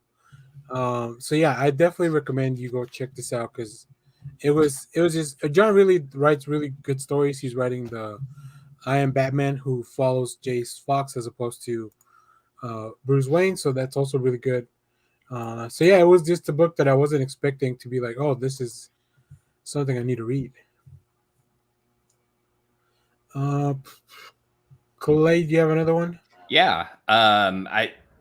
Bowie, Stardust, Ray Guns, and Moon Age Daydreams by Mike Aldred. I didn't know this existed, but he did a Bowie book, and it's beautiful. There's a page out of it that I said this year or last year during the show that I would buy because it's a drawing interpretation of one of his songs of Life on Mars, and it's perfect. But everything about the art is probably the main reason. I just love Mike Aldred's art, especially on that. I mean, I'm not the fan that Josh is, but man, just seeing Bowie with him was great. Seeing the work in there was great. I don't know, are there that many music comics like that or musical biographies? I don't think so. It doesn't feel like something that I don't see a lot of that. Yeah. But I don't know. I'm not the most musically plugged in person. So, but that was just something that I had not seen in a long time. Like just that storytelling, the art style, everything just was. And that was a book I checked out from the library. Now it's like a book I'll buy. Oh yeah, yeah. I mean, I got more if you want more. Well, we'll go to Kyle, and then we'll just kind of keep going around everybody right. Until we start running out of options. With the Better Rate Bill, which I think Josh might have brought up. It's on my list. Phenomenal. Yeah, mine too. Yeah. Oh my god, that book was just a buddy cop, buddy cop comedy that was. And just the art style. Yeah. It was like dirty pretty. It was like it had color, but it had grunge. Yeah. Yeah. Well, it literally reminded me of the Bruce Timm Green Lantern series that they did because you have him they're on the ship. Better Ray is sort of Hal Jordan. You've got what is it? I guess technically Kilowog, and you've got I guess that would be Pip, and then you have the Red Lantern, and then you got Enforcer, and then the ship itself ends up becoming a sentient being, which in the Green Lantern series it did too. So it was almost kind of like that. It's wow. That reminds me of kind of like when I don't know if it was House of Mystery or maybe it was one of the movies, the house that Constantine lives in becomes also a sentient being. Yeah. But yeah, look at this cover. I mean, they even had to put up with starting with a crossover because this is all like this ties into King in Black a little bit. Yeah. But like they managed that, and actually Daniel Warren Johnson was able to use that to launch the series into the direction that he wanted, right? Yeah, Daniel Warren Johnson is really good. He does a lot of wrestling sketch, and he also he just did Wonder Woman Dead Earth the year prior. Okay. So I'm always excited to see stuff that he's on. Yeah, he seemed to get the fun part of Beta Ray Bill in this. Yeah. Yeah. I mean, there's a lot of tragedy in this book too. Well, that's why he understands who Beta Ray Bill is. Yeah. Cool. Well, I'll hop in, and I'm gonna do a quick double because they're both Tom King books. So Strange Adventures, which we'll talk about once Clay reads it. He's got the books he showed me. They're right here. I'll get there. All right, cool. Yeah, and Rorschach. So yeah, this book was also great. Like, it's incredible, like the amount of talent that Tom King just finds to kind of like do stuff with. His Supergirl book is wrapping up next week. The Batman Catwoman book is wrapping up in a couple of months, and he's already announced that he's coming back for another Batman book, and he's doing some creator-owned stuff. So, yeah, anything Tom King's putting out, I'm picking it up. And as we talked about a couple of weeks ago, like Human Target is just so much fun. That'll probably be on my list for 2022. Look at that cover. I love the stupid bagel cover. Hold on, Clay. Let me begin you. Look at that. And it's just like once you finally read it, you're like, oh, the cover makes sense now. Human Target's been badass. Yes. Smallwood is the best with the these kinds of books. I love that book. When he did Punisher, another one, he did Moon Knight. Moon Knight, yeah, which we should be getting a teaser on Monday. Hopefully I can arrange for some of you guys to hang out with me at night to record a reaction. We'll figure it out. Stay tuned. I'll be at home. I got nowhere else to go. All right. All right, Clay, what else? What else you got? Oh, let's see here. This year I finally got a Man-Bat story that I consider like the definitive. Like I always try to find like, if someone goes, what character or what book can I read to find like the best origin, the best story? Man-Bat by Sumit Kumar kind of does a great job of telling Man-Bat who he is, where he's at, and all the covers are home runs, man.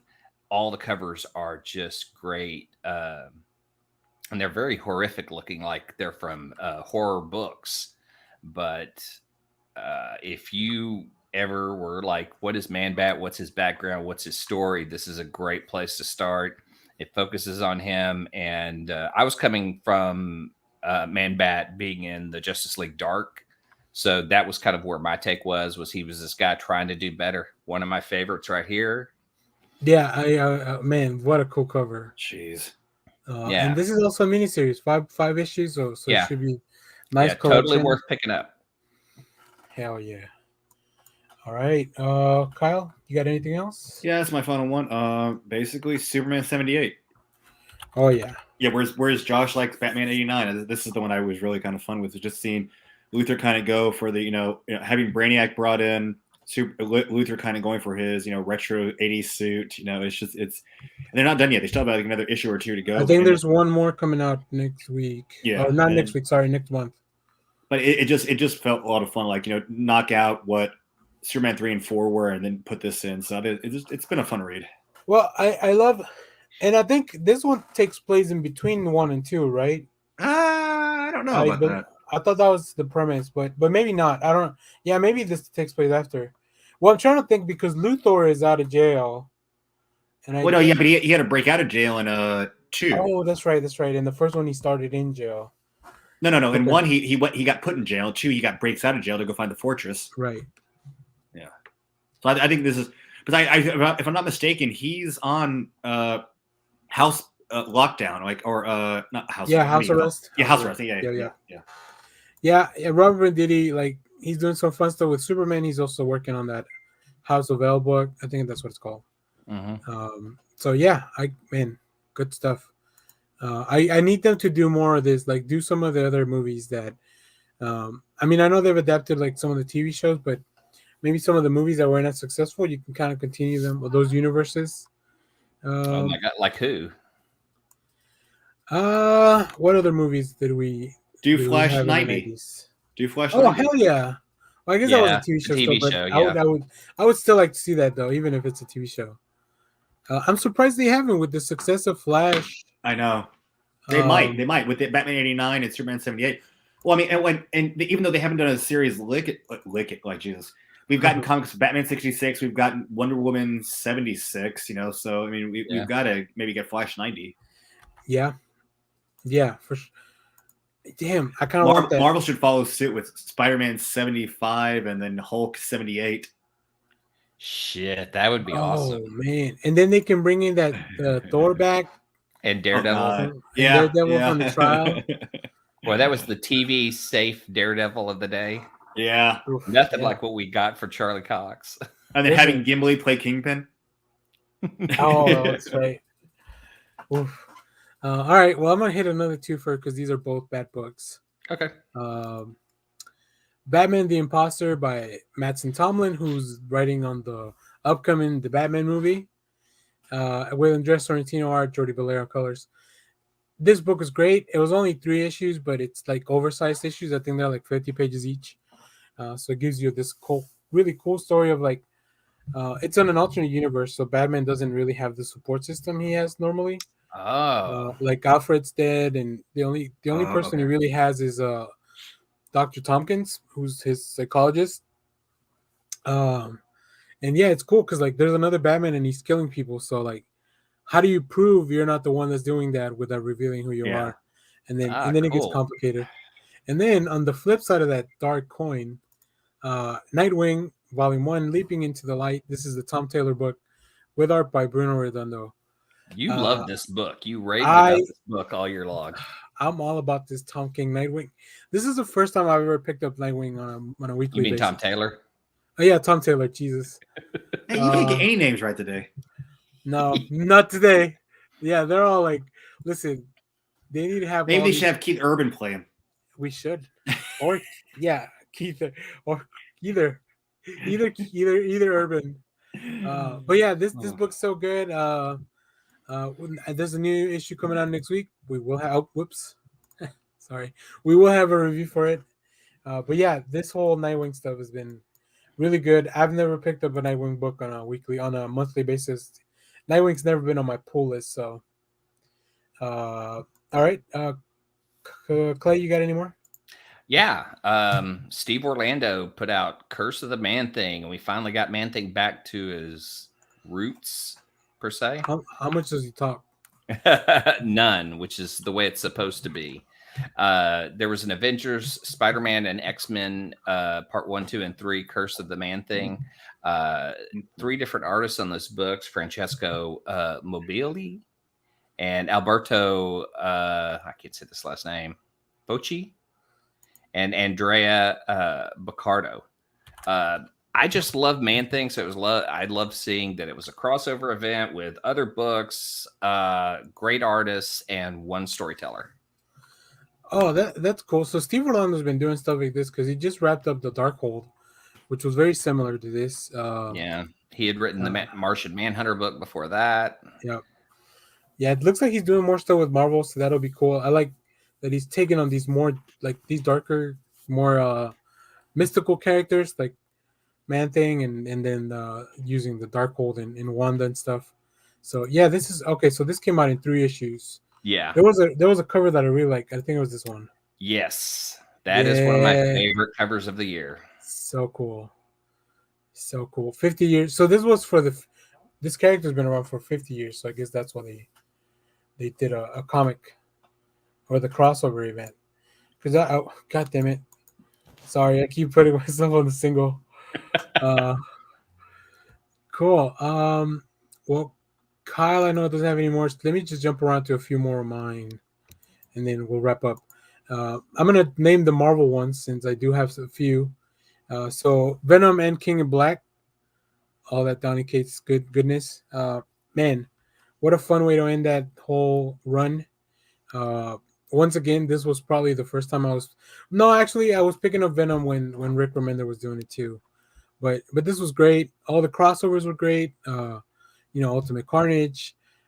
It's also really cool to see what's the artist that comes back all the time now for Venom. Jesus. That comes back for? Yeah. He's an artist from the 90s that worked on Venom a lot. I'll think of it, but if I don't, you guys know who I'm talking about if you read the books. Also, Black Widow Volume 1, the Kelly Thompson book. Yeah, that is pretty great. I mean, it was so good that it was nominated and I believe it won an Eisner, if I'm not mistaken. But yeah, that was good. I can't wait to catch up on the series. Shelby's been getting them Adam Hughes covers. They're a great story. Yeah, it's just great. I think the stories that you're able to tell with Natasha just fantastic, and they're different. I almost kind of wish the movies were like they would do stuff like that for her movies. And then the last book from Marvel, actually 2 books, Hellions and Inferno. Hellions was just such a really fun book. Zeb Wells does the best Sinister I've ever read, and I really love that. And then Inferno just kind of really paid off on everything that had been set up in House of X and Powers of 10 that we had been waiting for. And it kind of marks like, Hickman stepping away from the X-Men for a little bit. But it's kind of like, here, I'm going to leave you with something really good. So I think that's all the Marvel stuff I had. Uh-oh. It's not me. It's coming from out of my house. We're here for us. It's funny because we usually hear it because we're close to the highway. Yeah, and we see Kyle just like his door bust open. Get down. Yeah, B.A. Baraka style. Clay, do you have any more books? Josh comes in dancing like this. And, get down, Kyle. Get down. I told Josh to. I know he couldn't make it because he's not feeling very well. I hope he feels better. But I told him to at least watch the first few minutes so you could check out the intro. Did you have any more books, Clay? No, but I am sitting on some Donny Cates stuff that I'm going to read. I've got his Thor run. There are fun books that or fun authors like him that I follow. Tom Taylor's stuff. Yeah. I usually wait to hear y'all's take on his DC stuff before I pick it up. But he's usually great. So it's usually I'm getting more creator based and character, and I think kind of at this point the X-Men are kind of ruined for me. Yeah, I mean, I'll get a Nightcrawler book or if I see magic in a book, there's a couple of characters I want to see, but there's so much in that the X-Men have been Zack Snyder'd. Did you? Yeah. That's why I love him so much. It's just so much of that world. It's hard. It's hard to read every one of those books. Yeah. I want the X-Men.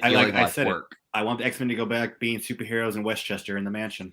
I think they just announced an X-Men 92 book that's coming out this year. Yeah. Well, not that they already announced that apparently the X-Men 92 animated series is going to do current stuff. It's going to do Krakoa. Yeah, and I'm like, here we go. Really?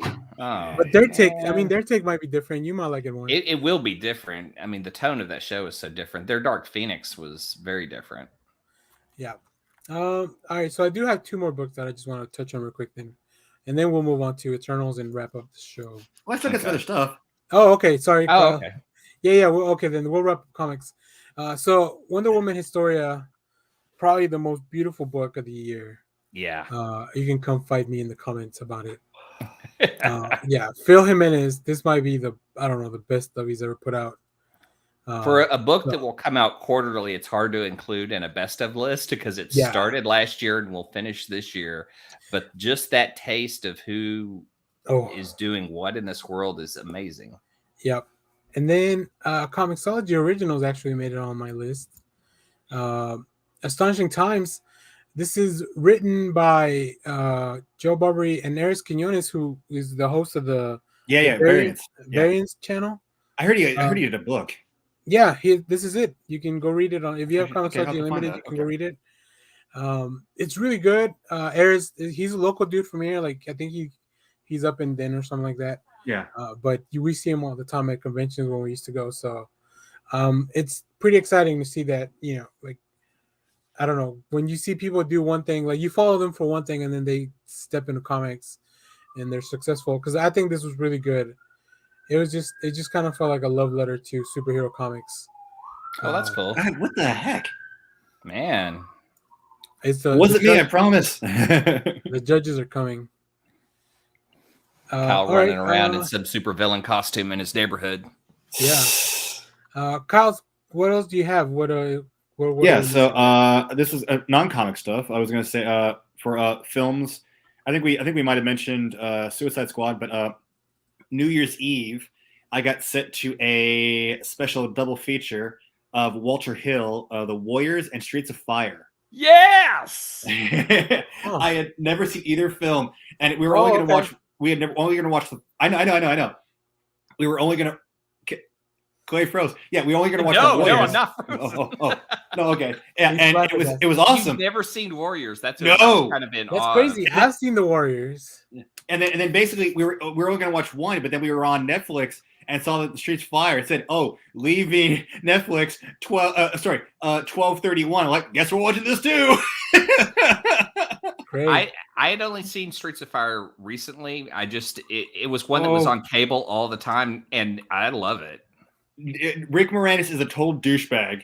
Yeah. A young freaking William Dafoe. It's like, oh my God. When you see him in that, you go, why wasn't he the Joker? Yeah.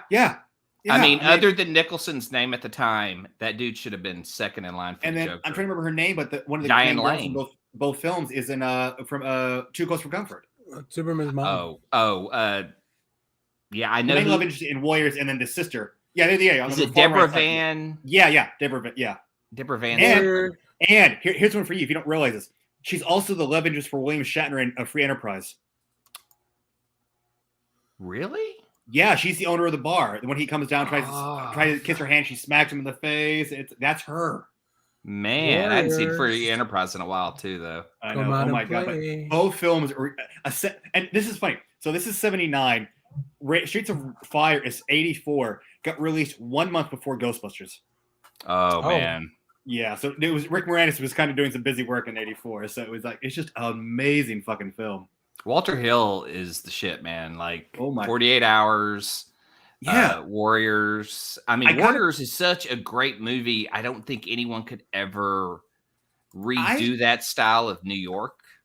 It's New York when basically New York was still a shithole. It was still crime ridden.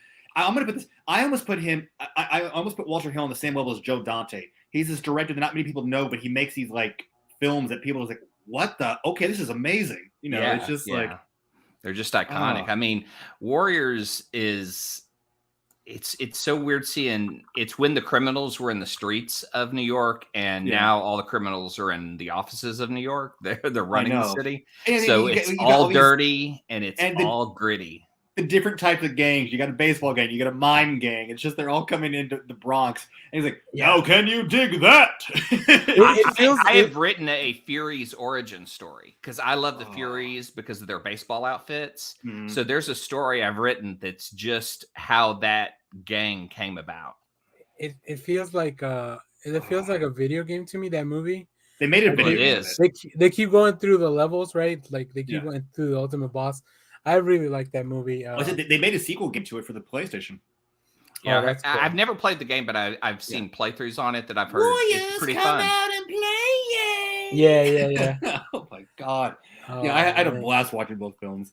Great. Some of the other stuff I was going to throw, just stuff of 2021 was, I think I love the fact that we got to go back to a couple conventions. Dallas Comic Show was back, so I liked going to that.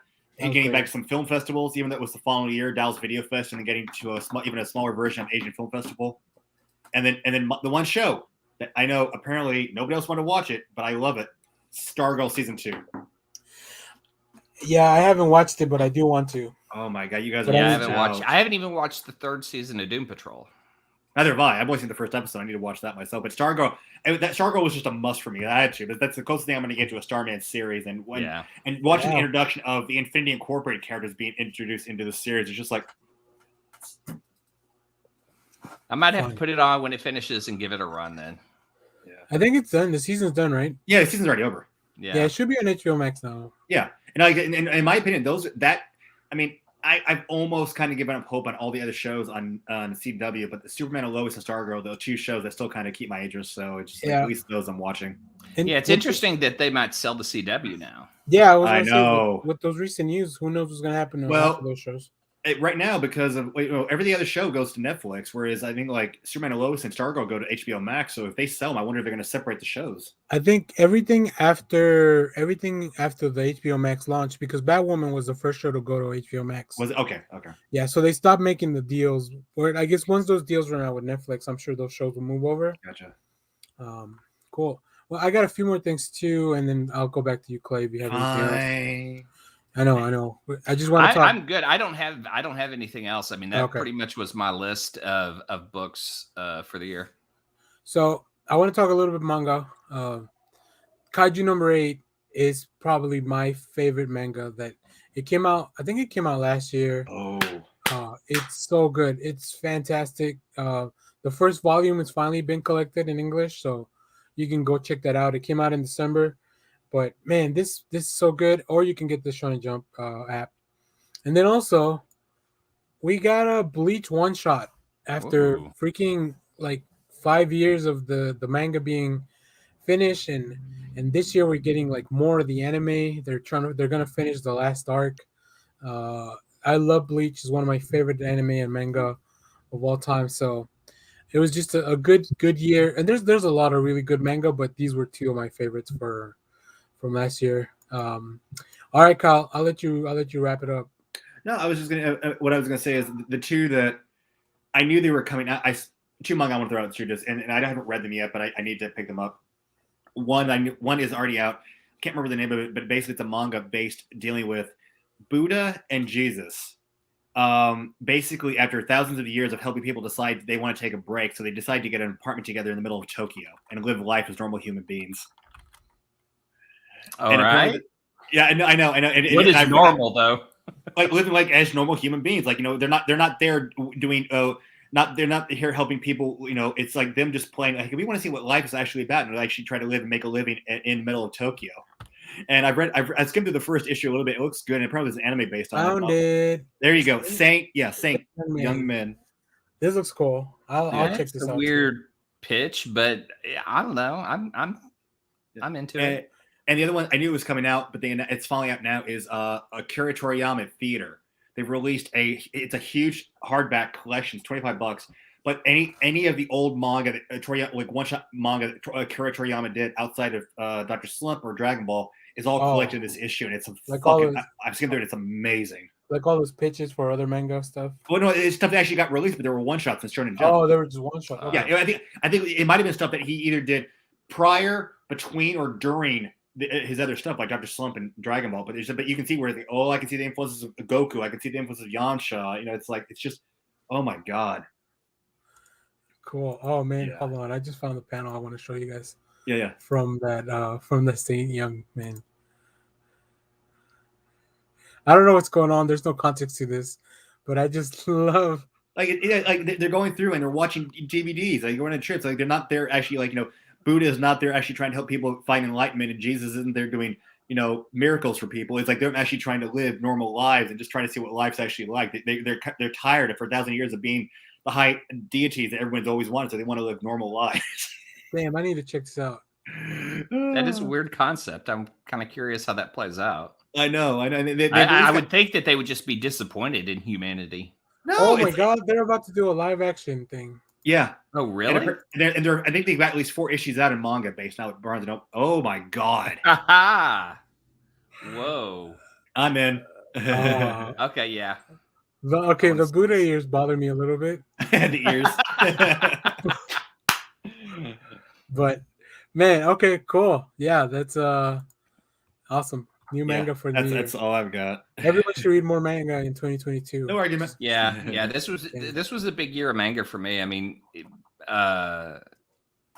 mainly for finishing Old Boy. Yeah. I got real curious about going into Neon Genesis Evangelion manga, but I think I'm kind of obsessed with the rebuilds. So that's kind of that world I want to live in, even though it's the darkest one. Yeah, I think I'll finally finish that this year at some point. I'll muster all my strength and go fight God with the kids. Yeah. Cool. But Initial D never caught my attention enough. So did you see the news I posted that the Initial D mangaka is doing a new manga? No. I think I posted it on the Discord. Oh, really? Okay. Yeah. You should check that out whenever it comes out. He's doing a new book? Yep. New car book? Is it a car book? Oh man, I don't know. Is it exclusive to Comixology? Oh, look, I don't have all the details, Clay. It's probably in the article. I know that's why you sent it to me to read it, and I didn't. Yeah, I think I saw a link, I think I saw you say, "Did you see what's happening with him?" But I didn't see a link. Yeah, I know. We type. Oh, here we go. It's called MF Ghost. It is a Comixology original. Okay, so that's what it is. Yeah. So you'll be able to read it in Comixology. Well, no, I'm not giving Amazon money anymore. Oh, okay. Well, I already do. So. Yeah. MF Ghost. It's already out. Cool. Oh, man, the only thing I hate sometimes about these Comixology original ones is the lettering. Yeah. I feel like they don't put a lot of work in. Not to shit on the letters, but well, if it's not good work, it's not good work. Yeah. Because go check out Drops of God. It's a good manga too that's on here, but the lettering sus. Anyways, we got a little bit of time to talk about Eternals real quick, unless y'all want to wait on that. That's a long fucking movie. Okay. Yeah, it is. You're right. That's all I gotta say. I mean, I enjoyed it. I enjoyed parts of it. I had questions. I don't understand who this is for. Because it doesn't seem to me like a kid would enjoy a 2.5 hour movie about gods that have problems like memory and deafness. I'll say this: I'm not going to give anything away, but what really bothered me is when you find out what the Eternals really are. I'm just like, really, really. Oh yeah, that was interesting. The thing is, thanks. Well, I guess the thing that the saving grace for me is that I have no attachment to the Eternals in the comics because I really haven't read anything. But out of all the disconnects that they've made from the MCU compared to the comic book universe, that's one of the biggest ones in my opinion. And it's just like, why can't they? I can't get into it, but why can't they? Why do they have to be what they are? Yeah. That's my whole issue. Okay. They tried to make them too human. To me, this was Marvel doing the Justice League and making Marvel's JLA.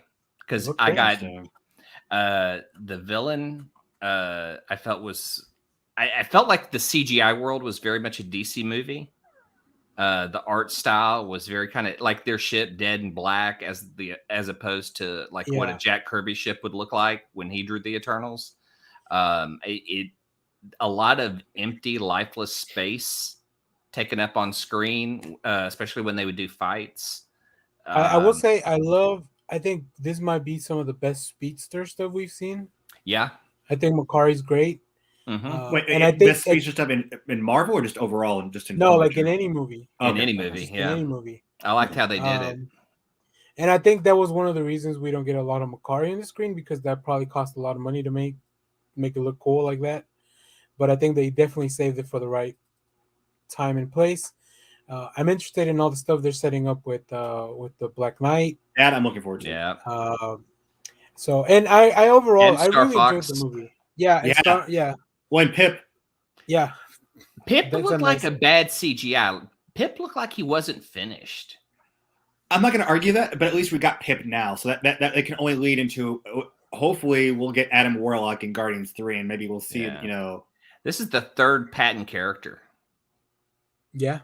He did Agents of S.H.I.E.L.D., MODOK, and now this. Well, in Agents of S.H.I.E.L.D., he even played a twin. So no, he played 5 siblings. He played 5. Oh, that's right. Yeah, pretty much every one of that. Except the sister. Like there was a sister. It was actually a different actress, but every other like he played his grandfather and he played like the brothers of that quadruple sect of. Yeah. I just don't know what the Harry Styles casting is for. I don't understand that at all. He's not an actor. Or no, he is. That's right. He has done a few things. He was in. We had this talk. This talk already. Yeah, I was one shitting on him, and you guys were defending him. I just, it's such a weird casting. I don't know. He's a pop star to me. So, and I don't even know what songs he sings. A lot of pop stars rolled over into acting. Yeah, but we didn't get Dazzler. I wanted a Dazzler film. Oh, we should. Well, we still might. Yeah, we got Dazzler for a minute in the last X. On the cover of a record. I mean, granted, that's the same thing we got for Simon Williams, but I mean, it's like no, she was dancing in the forest. She danced and performed. Yeah. Where did she sing? The second X-Men, the one that takes place in the 90s. I don't remember. Or the 80s. I don't know. I thought all we got is when they went to the record store, we got to cover the Dazzler on the record. I didn't think we ever saw her dance. No, when they're having in Dark, is it Dark Phoenix? It may be Dark Phoenix because I've only seen it one time. Yeah, it's in Dark Phoenix when they're having a party in the forest. Yeah, like she's singing and putting out. She's singing Okay. I missed that part. I haven't really watched the full film. No, don't worry. I don't expect people to just be like, "Oh yeah, this happened in Dark Phoenix." Yeah, you could watch Dark Phoenix, or you can stare in the toilet at a turd for 2 hours and see what you find more enjoyment than turd. I would rather watch Dark Phoenix just because of the lack of smell. The only thing the only thing I can give Dark Phoenix credit was the fact that like at least they went back and made like it's not much credit, but at least they made the Phoenix Force a cosmic entity instead of just being, oh, it's Jean Grey with a different personality and unleashing the full potential of her telekinesis powers. Like, which is weird because in the last movie, it's written by the same fucking guy, and that's the thing that makes me mad. Is it's Simon Kinberg. Yeah. Kinberg. He's had 2 chances to write that story and messed it up both times. Maybe that's what happens when you don't read the book. Yeah. You know, as flawed as Apocalypse was, holy shit! Phoenix makes Apocalypse look like Schindler's List. No, those both equally stink. Those no. I look at the biggest waste of Oscar Isaacs in Apocalypse. I will not argue that, but I still found redeeming factors a part of Apocalypse. There was no redeeming factor I found in Phoenix. Later this year, we're gonna rank our X-Men movies. Turd 1, turd 2, same thing. I'm not saying it's not a turd, but one is better than the other. No, they're both equally turds. Oh, no. I love talking about turds, but I think we need to move on. Welcome to the next turd podcast. To wrap up Eternals, I really like that movie. I think it looked gorgeous. It looks I don't know that it looks better, but it looks super cool with the IMAX enhanced thing on my TV. So I'll be watching. It probably looked cool IMAX, and I probably would have enjoyed it, but I don't think I could have sat in a theater for 2.5 hours. No, I did have to take a potty break. A bathroom break. Yeah. Oh yeah, we stopped that movie a lot. But that's the beauty of watching movies at home. You can stop and make your own chapters. Zack Snyder knew what he was doing with that 4-hour movie. Anyways, recommendations for next week. I'll go first since I already got something pulled up. I don't have one specific recommendations because there's a lot of really good stuff coming out next week. But let me tell you what we're doing on the channel. And as far as reviews, so I'll be reviewing Angel new number one from Boom. Aerosmith Behind Enemy Lines. Kurt Busiek is doing a book with Image. Batman the Knight. It's a new Chip Zdarsky book with Batman. I'll be talking about this Nightwing issue, and hopefully I get a chance to review She-Hulk and Silk because they're relaunching their series. Oh, okay. And then I think Ron Mars is coming back also for the Silver Surfer Rebirth. Good. So that's cool. And then you got Ron Lim on art again? I think so. I believe they're both back. Here, I'll just reuniting teams. Yeah. X Lives of Wolverine, of course, because it's an X-Men book and I got to read it. No, you don't. See. Yeah, I do. Yeah, they're both back. There you go. Ron Mars and Ron Lim coming back to do Silver Surfer stuff. Nice. Oh, very cool. Yeah. It looks like a tribute to the old cover. A lot of really cool comics coming out next week. So stay tuned. I'll probably review Hulk because that does really well on the channel too. For some reason. So yeah. But that's it. Just go read comics next week. That'll be good ones. I threw my link in the general chat real quick if you want to grab it. It's just I'm gonna throw it out there. It's the Akira Toriyama manga theater manga. So if you guys want to see a picture of it, this is the link I found on Target. Apparently even Target's selling it. Yeah. It's a thick hardback. Looks like Yamcha. That's what I'm saying. Like these are characters you see where like they were either influenced by the Dragon Ball characters or they would go into influence the Dragon Ball characters. Cool. Yeah, Akira Toriyama's got a style that. Yeah. Oh, that's cool. I might pick that up too. Yeah. That's my recommendation. Cool. Oops, God damn it. Clay. I'm gonna recommend another YouTube channel that does comics. Comic Tropes. I don't know how I feel about that. I think I've heard of this one. If you're watching us, you've probably seen Comic Tropes. The guy does a fantastic job, and he just did a Howard the Duck episode. So if you want to find out everything Howard the Duck, everything Steve Gerber, it's a great one. Let me see here if I thought I had. I guess he has a few. There. I guess he has a few more subscribers than we do. Yeah. Oh yeah, he does. Here, I'll drop this in the. Cool. Yeah, he's got a lot of interesting looking videos here. Yeah, it's a great channel, and his Steve Gerber stuff is fantastic. All right. I thought I put the link in there earlier. For what? For his channel and that. I have it up. Oh, there you are. Okay. Yeah. He does a great job. He has a great new intro to his show, but it's any of the stuff he does pretty in depth, and it's a really great channel. Let's see. Oh, okay, got a little membership. Yeah, cool. Yeah, but his Howard the Duck is the latest one, and if you've ever had questions or want to know the history and all the Steve Gerber stuff, it's all tied in there, and it's a great cover. Nice. Oh, this is cool. I mean, yeah, I like that his videos are not like super long. I was about to ask about that. It's good stuff. All right, yeah, this looks like fun. Ooh, Berserk. Hello there. All right. Well, before I start watching videos online with you guys, we're just gonna play his videos on our show now. React. We're just gonna react to his videos all day. All right. Well, cool. Anything else? Any last thoughts, gentlemen? Before we get out of here? That's it for me. I'm excited for Monday night. I hope everyone will maybe join us and we'll do a live reaction to Moon Knight video. Talking about Monday night trailers, did you guys watch the Bob Burgers movie trailer? No, I haven't yet. Okay. We can. I mean, it's your call. We don't have to. It looks like it looks like a Bob Burgers movie trailer. Yeah, exactly. Gene dancing. Yeah. All right. You love Bob's Burgers. Just expect for that from the trailer. So I'm in. Yeah. All right, cool. I mean, I'm glad they're making. I can't believe this show's gone on for so long and now it's getting a movie. Like, I like Bob's Burgers, but what animated show that's been on there for this long hasn't gotten a film? Simpsons, South Park, Family Guy hasn't, right? I don't think they've got Family Guy. Family Guy has always done those Star Wars tributes. So that's true. Specials. Yeah, those are fun. The Robot Chicken stuff. Or no, they didn't do. Yeah. Okay. Robot Chicken stuff. Like sometimes some of these shows you will outgrow them. Like they'll be like, all right, I've had enough of this. Yeah. No, my favorite Star Wars special is still. I think one of the favorite ones is still Phineas and Ferb Star Wars special. Oh, really? Yeah, that was a lot of fun. I love that. I love that show. It's a kid show, but I still love that show. Yeah, see, I'm an apple and onion person. That's been our go-to cartoon. Well, I like the Robot Chicken ones. Yeah. So, I think my favorite is when Luke's trying to get gas at a freaking gas station. He sees the Wampa that he cut the arm off, trying to come in and try to get gas into his broken down vehicle. He's like, oh, how do I get out of here? All right. Well, hold on. Josh has. Thanks, Josh. Hope you're feeling better. Yeah. Shout out to Josh. Shout out to Josh. Shout out to everybody recovering. And we know it's tough out there. But yeah, do what you can to not get sick. Yeah. You can start by getting vaccinated. That really helps.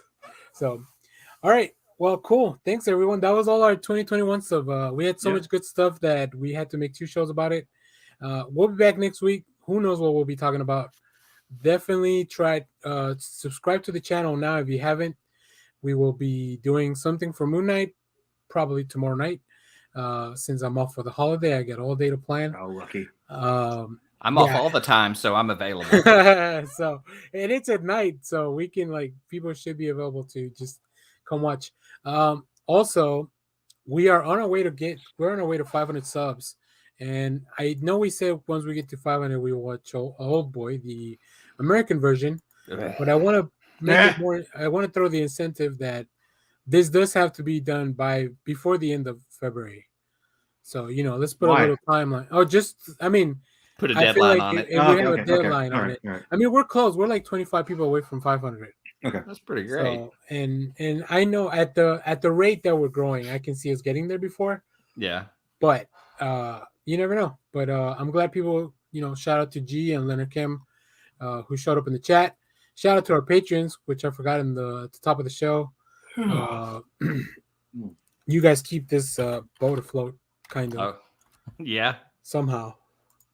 It's really more through your good vibes than through anything else. But we appreciate. We need more good vibes. Is there a Patreon for just good vibes? Just vibes. Yeah. Follow somewhere us on out Twitter there. And send us good vibes on Twitter at Next Issue Pod. Yeah. I think that'll do it. Here, hold on. I just pulled up the Patreon list. So shout out to Mike Rappin, I Read Comic Books, Final Meal, and Jason Ashmore. Thank you guys very much for being our patrons. If you want to be a patron, you can click on the link on the description. If it's there, if not, I'll put it there soon. And you get access to a lot of our videos ahead of time. We shoot a lot of stuff in batches ahead of time, so you get to watch all the stuff before it goes live on YouTube. And you get a shout out in the show. So cool. Well, thanks everyone. we're working. We got new intro. We'll be working on a new outro. But in the meanwhile, enjoy the old one. Oh, yeah. Take care, everyone. And let's get out of here. Let's ride. Thanks, everyone, for watching. Loves you. Oh, yeah. Clay? Hell, Bebo. Josh? My vagina is haunted.